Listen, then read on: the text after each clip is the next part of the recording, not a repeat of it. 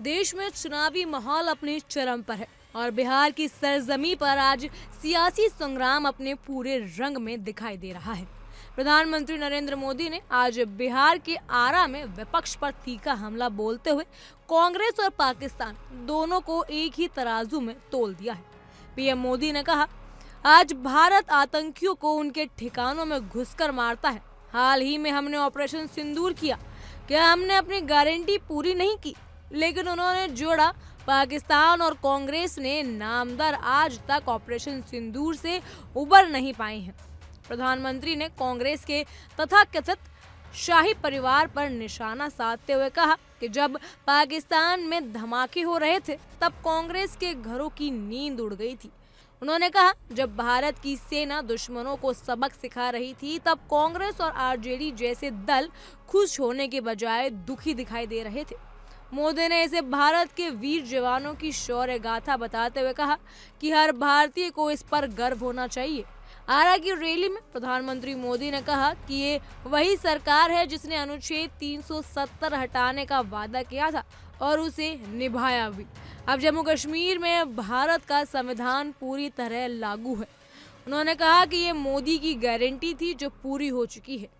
PM ने साफ कहा कि बिहार का विकास विकसित भारत की दिशा में अगला कदम होगा और इस चुनाव में एनडीए को ऐतिहासिक जीत मिलेगी। मोदी ने विपक्ष पर हमला बोलते हुए कहा कि कांग्रेस कभी तेजस्वी यादव को मुख्यमंत्री पद का चेहरा मानने के लिए तैयार नहीं थी, लेकिन आरजेडी ने कांग्रेस के सिर पर कट्टा रख दिया। उन्होंने कहा कि ये गठबंधन सिर्फ सत्ता की लालच का मेल है, जिसमें जनता का कोई भला नहीं होने वाला। पीएम ने 1984 के सिख दंगों का जिक्र करते हुए कांग्रेस को कटघरे में खड़ा किया।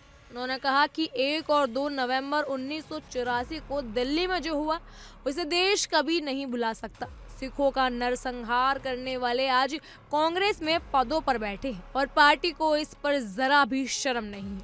पीएम ने कहा कि कांग्रेस उस घटना पर आज तक माफी मांगने की हिम्मत नहीं जुटा पाई है। मोदी ने राहुल गांधी की वोटर अधिकार यात्रा पर भी निशाना साधा और कहा कि ये यात्रा असल में घुसपैठियों की हिफाजत के लिए निकाली गई है। उन्होंने कहा कि ये वही लोग हैं जो बिहार के संसाधनों पर कब्जा करने की कोशिश में है।